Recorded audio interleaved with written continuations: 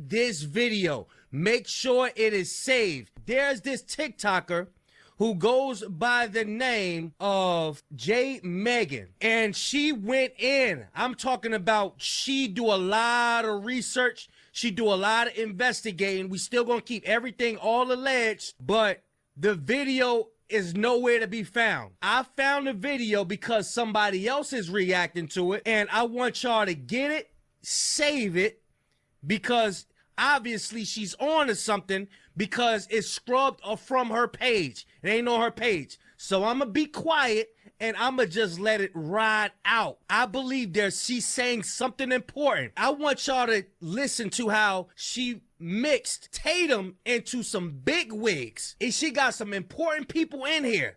I'm telling you, I believe she said something that she wasn't supposed to say, and she had to take it off her page. Check it out, y'all. Before I dive into this video, I want y'all to go follow J Megan. She's been on this Nolan Wells case since the beginning, and she's very great in finding details, discrepancies, lies. She's very well diverse in connecting the dots. She knows exactly how to do it. She has time for the research. She goes in depth with it. And I want you all to, and I'm gonna shorten the video, so if you really want to go see the entirety of the video. Look what somebody say. They took this off of her page. Oh, really? That's why I said this video is important. It's very important, y'all. I'm telling you, this joint is important. Go to J Megan's page and you can find it. But I'm gonna bring something, I'm gonna kind of make it kind of short, and then watch to the end. And it's gonna surprise you. It's gonna be a bombshell. It's a bombshell. And now we will understand. It's a bombshell, y'all. Tatum is so connected to this case. It's a bombshell. It's a doozy. Watch it.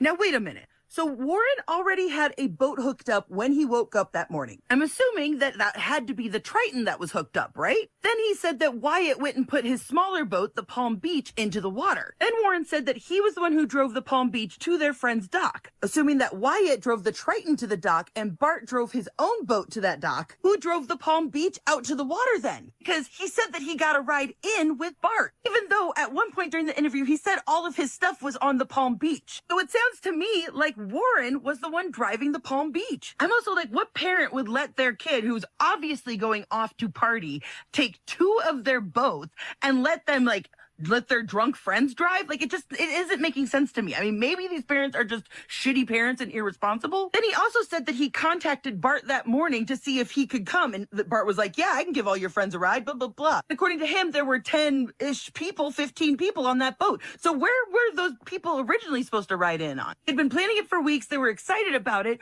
Why did Bart have to suddenly step in and take all these people? And remember, Bart said that his dad had canceled going out on the boat that day, so he could do it. Something's not adding up here. I think there was an adult somewhere in this mix. It would also explain how they all thought quickly on their feet with the sea tow. I wouldn't be surprised if an adult didn't come out there and just go off with other adults that were also on Horn Island and let the kids hang out with the boats. Here's where things are going to get interesting, folks. There are more GPS coordinates in the report than what we have seen publicly. I'm going to play you a clip from the interview, but remember, at 5:30 is when they started picking up regular speed, all right? It's right here, 525, speed miles, 30 to 35 knots. So here we go. Planed off and you have water in the boat and you're hauling, we're going pretty fast. We're going probably 40, 42 miles an hour.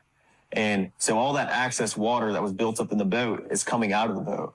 So, I mean, that's what we had to do. So we ran into Fort Bayou, and we didn't just run straight to my buddy's grandparents' house. We ran into Fort Bayou. A couple of us jumped in the water. And Wyatt, the whole reason for the stop was so Wyatt could hop in and put the plug back in the boat.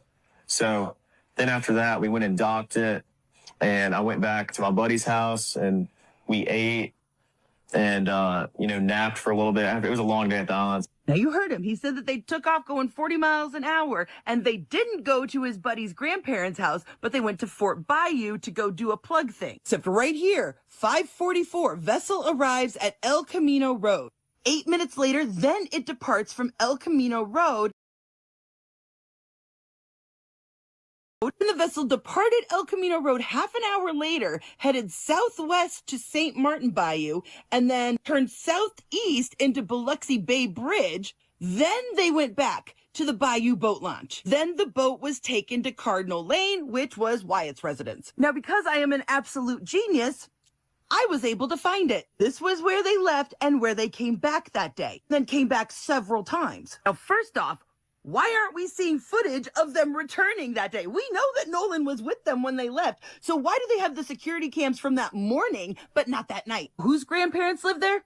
Jax Patalo, whose family owns a pharmacy. It goes back deeper than that because George Patalo Sr., which is Jax's great-grandfather who is deceased, as it turns out, his great-grandfather was appointed and served on the staff of Mississippi Governor Cliff Finch. As you can see, I've confirmed Jax's relation to him. And as it turns out, Cliff Finch, well, he was in the Mississippi House of Representatives from 1960 to 1964 and supported racial segregation and backed the racist governor, to preserve segregation in the state. The federal grand jury conducted a 3-year-long investigation into his administration and several state agencies, and they were all accused of corruption and mismanagement. Finch was never found guilty himself, but some of his aides and appointees were indicted. And those sort of political connections seem to trickle down through the generations, so now we know why the governor got involved. And I started looking into the lawyer that's handling the defamation case from the Bart family. So from 2015 to 2018, he was state director of Americans for Prosperity. Then in 2018 to 2020, he was vice president of Stand Together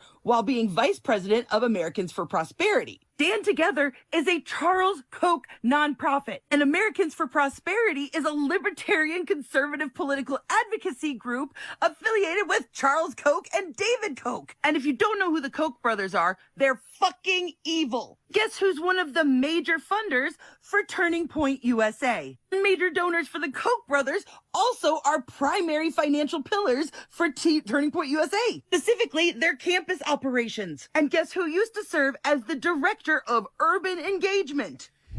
Did she cook or what? Now, I know she was talking really, really fast, but I want you to listen and pause it. Listen and pause it. Screen record it. She just dropped that. I seen another YouTube content creator who goes by the name of Tisa Tells. She reacted to it and I seen it. I went back to her page and it was scrubbed off. She is ruffling feathers. She even got a breakdown of the whole timeline with other information. She does a deep dive in the Nolan Wells case, y'all.